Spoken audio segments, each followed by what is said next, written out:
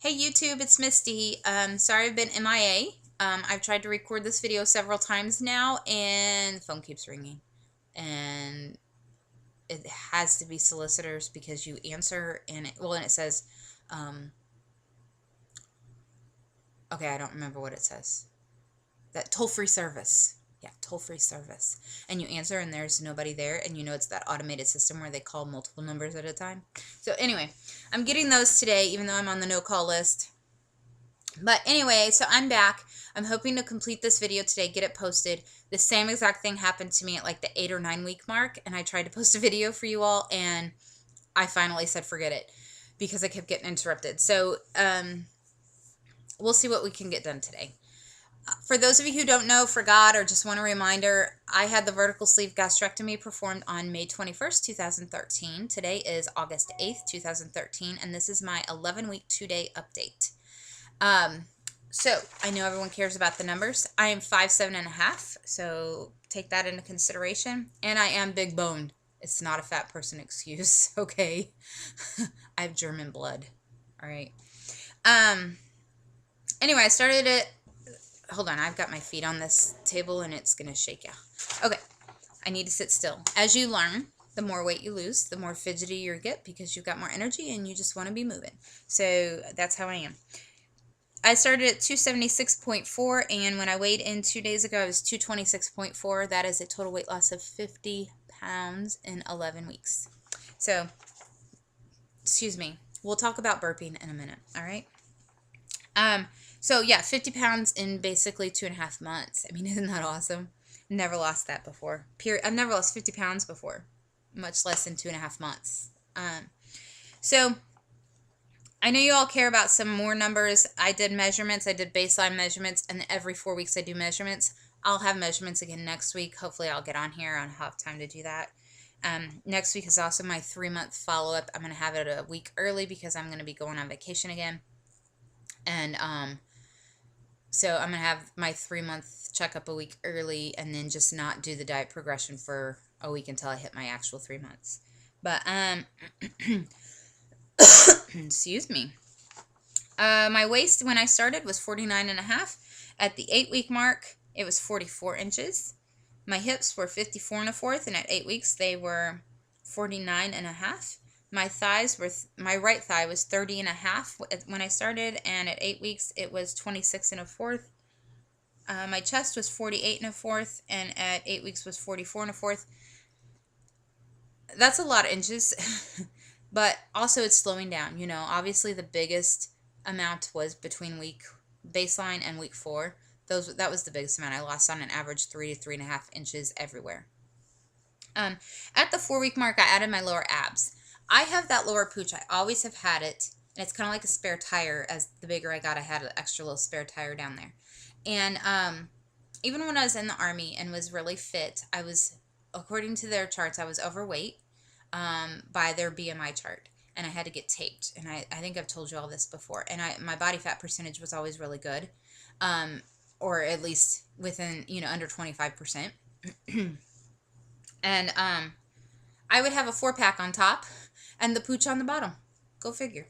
So at 4 weeks, I decided I needed to add that. I wish I would have added it with the baseline, at the day of surgery, but whatever. So between weeks 4 and week 8, I had 52.5 inches on lower abs and then 50.25.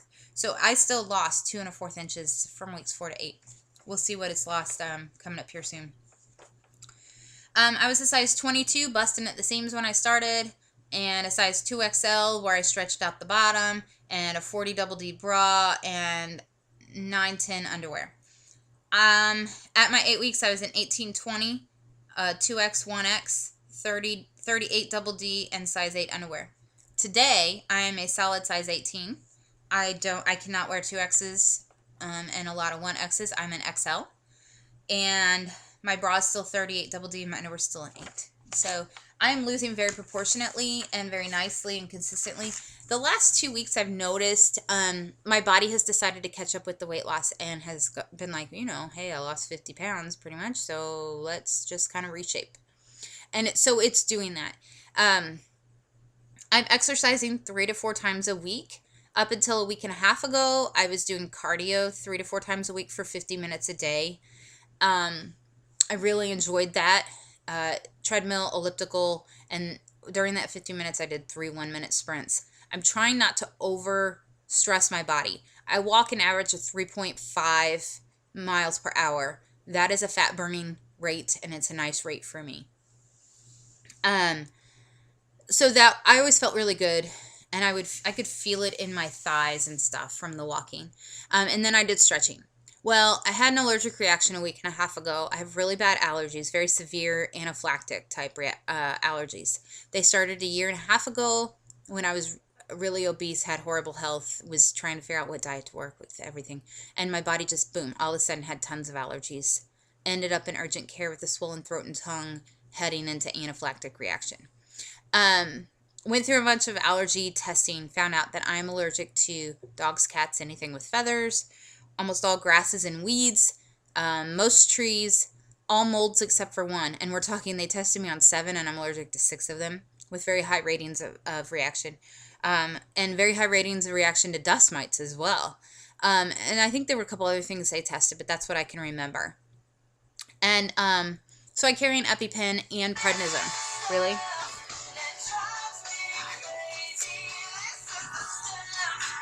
That is the stuff that drives me crazy. Sorry. I'm going to continue to finish this video regardless of the phone. That was my cell phone. I know who's calling. I'll call him back later. I need to get this video done for you guys. So anyway, like I said, I carry around an EpiPen and prednisone. And a week and a half ago, so that was kind of the background on my allergies. I've always been allergic to dogs, though. Always swollen throat and tongue from dogs. So anyway, a week and a half ago, I helped a friend out who was having some health issues and has 2 little girls, like a 2-year-old and a 4-month-old.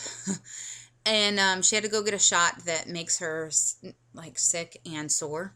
It's like a epidural type shot up her back. It's kind of weird. Anyway, I wanted to help her out. Well, come to find out, she lets her dogs in the house at night, and I didn't know that. So they weren't there during the day when I was there, but all their dander was and stuff. So I was there for a few hours, took extra allergy pills, and my throat and tongue were starting to swell. So after 6 hours, I left. Didn't tell her that that's why I left. Just told her, I think everything's okay. I've got your dishes done. Your supper's ready. The kids are going to wake up from their nap soon. Is there anything else I could do? I need to go home and take care of my husband, And so she was like, no. And so I called. I didn't have an antihistamine in my purse. Called my husband and said, I need you to get this ready. I need you to get the antihistamine, and I need you to get me my prednisone out. And when I get home, I need to take those. And so I took them, and I had to take prednisone for 3 days to try and get inflammation down, And I have not recouped since, and it's been a week and a half. Yeah, like my sinuses are still very swollen. My throat is still semi-swollen. My tongue is still slightly swollen. So it's been a hard time kicking it. I think I had way too much ingested. Well, downstairs is where my elliptical and treadmill are. And that we have inside cats, and they're my babies. We have outside dogs, inside cats. We don't have any kids. Those are our kids. It's as close as it gets. You're not going to get me to get rid of them. I'll take extra medicine all day long. But I can't go work out down there. I've noticed anytime that I've felt my allergies a little high, especially with all the rain we've been having, mold spore count in the air is high when you've had a lot of rain or when rain is coming. And like I said, mold is one of my big allergens. And so I just haven't been able to go down there and do cardio. I cannot go down there and breathe heavy in and out with the cat allergen, So I'm just staying upstairs hibernating. I took some dumbbells up here, and I do 10 minutes a day of high, I want to say intensity, rapid dumbbells. So I go from one exercise to the next, no breaks in between, and using the dumbbells and doing floor exercises like pelvic thrust, leg exercises, crunches, things like that, calf raises, things like that I can do here in a small space. I do not have room up here to do like an aerobic video or anything. So I'm trying to make the best of what I have. And I do it intense enough that I work up a small little sweat. Excuse me. We'll talk about that burping in a little bit too. I think I already told you that, but I'm not sure. Um, so anyway, that's kind of where I am. I'm trying to stay committed. It's not me not doing cardio isn't a matter of a lack of commitment. It's a matter of a lack of health and safety for me. And at least I've replaced it with something else that I can do with what I have up here in my surroundings. So I am noticing that the dumbbells are toning me up a little bit. I can feel it, especially from day to day. When I go to do the exercise on the next day, I feel it in the muscles. So it's really good. It's a good feeling. Um, what am I eating? I'm eating approximately a half a cup of food, approximately 2 to 3 ounces of meat, depending, whenever I have my protein, which I do protein first. So if it's like in a fillet, like a fish fillet or a burger or something like that, I weigh everything. And it's usually between 2 and 3 ounces. We do eat out, my husband and I do. It is a fact of our life, and I think it's important to learn how to eat out properly. I am making wonderful choices when I eat out. The thing I don't like about eating out is sodium content is high no matter what you pick, it seems like. So we don't eat out a lot, but we are eating out. And like just yesterday at Olive Garden, I ate, we met before going, sorry, the brain will just stop sometimes. We had prayer meeting that night. Dan was getting off work, and I had been in town getting my legs waxed, and I'm planning a baby shower for this weekend. And so I had been doing that shopping, and there was no time. Where our church is 40 minutes from our house, so I didn't have home, to be able to eat at home. So we ate at Olive Garden. I ordered the salmon with broccoli. And I ate some of their salad, very little, like literally 4 to 5 leaves, and that's it. But I'm a high maintenance orderer. Whenever I order, I'm learning to ask the questions because there were times where I would order stuff at restaurants that I assumed was healthy, because who wouldn't think that fresh vegetables or seasonal vegetables isn't healthy? It would come out smothered in butter, and I'd send it back. I can't eat this. But I'm also a very picky eater. So, for example, at Olive Garden, I ordered that salmon and the broccoli with no peppers. And I said, I need you to make sure there's no butter on any of it, no sauces or gravies.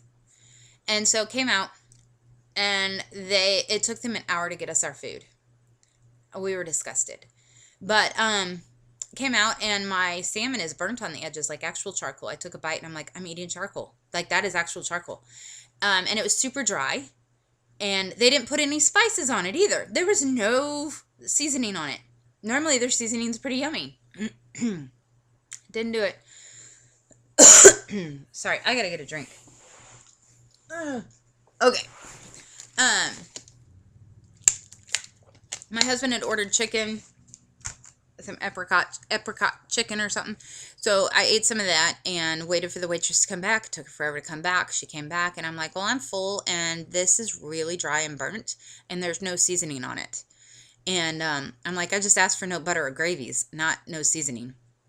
And I was really nice to her, but I was like, look, I can't eat this. It's too dry. It's burnt. I'm sorry. And she's like, no, you want me to have him make you another one? I'm like, no, honestly, I don't. I don't want him to do that to me twice. And I'm full. I just ate some of my husband's chicken. I'm good. Well, she's like, well, do you want a dessert instead? And I'm like, no, I'm full. I didn't want to, she didn't need to know that I had surgery and couldn't eat her dessert. But manager came over. I explained it to her too. And they just took it off our bill. But that's how I am, though, at home or eating out. If I don't like it, if it's too dry, if it's smothered in butter or smothered in something I don't want, or I asked them to specifically not do, I send it back. If it doesn't taste good, I send it back. Even at home, if it doesn't taste good and I cooked it myself, I'll eat something else, because I get so little amount of food in one day that, to me, and my taste buds are so enhanced. Oh my gosh, they're so enhanced. I can taste everything. All seasonings, all chemicals that might be in a food, everything. Which is really cool, though, because you can go, okay, I don't want to eat that again. I could taste the chemicals in it, and I don't like that. Or you could be like, I can actually taste the meat and stuff. So, taste buds enhanced is awesome. And I want to enjoy my food. So I get so little, I want to enjoy it. And if I don't like it, I'm not eating it, because I'm not going to eat something and force myself to eat something that I don't like. You know, when you're only eating a half a cup of food at a time, it better taste good. So anyway, that's kind of how I am. At the 3-month mark, I can add more foods back, and I have that appointment next Wednesday, and it's a little bit early, but that's okay. So anyway, yeah, I guess you guys want a body shot. Let's see here. I'm in lounge clothes. Oh, well, you can see the hips, like I said, and there's the spare tire. These are kind of shiny, stretchy pants, but you can kind of see how I've trimmed down. Sorry. That's kind of how it looks. And then, can you see me now? There we go. I'll move over here maybe a little better. So yeah, this is an XL shirt, and you can see it fits. But that's kind of how I look now. I mean, I feel like I've trimmed down nicely. But yeah, I'm just really happy. My hair's getting really long. I know you guys never see it. I have really long hair, actually. It's past the bra strap down my back. I just always keep it up because I'm home lounging in lounge clothes during the day, and I don't like my hair, especially in the summer, to be in my way. But that's about it. That's where I am. Life is good. Anyone considering this surgery, I recommend it. But here's my little caveat with that. The surgery is what you make of it. I know someone who just had the same surgery. She had it like 4 weeks after me, and she's been sick the whole time. She hasn't followed the program. She's not losing lots of weight, and she's not feeling good because she decided that she couldn't handle being on liquids for as long as she was supposed to. So she just immediately jumped back into solids and is eating whatever she wants. You got to be committed, folks. If you want to do this, you got to do this 100%. You don't have to be perfect at it. You just have to be really good at it. That's the thing. We cannot fault ourselves by expecting perfection. We'll just end up beating ourselves up and getting back in old habits. I just expect myself to be really good at it. Have I ate things that don't settle well? Yeah. Have I ate really unhealthy things? No. But there's been things that I've ate, especially with eating out, that I'm like, okay, we can't do that. You know, I went to Chili's and had fajitas without, I don't eat a lot of wheat, just my little crackers with cheese and like little Lunchables with turkey that I make myself. That's the only wheat in my house. And so when we eat out, I don't eat wheat either. Like at Olive Garden, we tell them not to bring the breadsticks. But, you know, you got to be careful. You know, there's things that I have, like I said, I've had that have made me sick.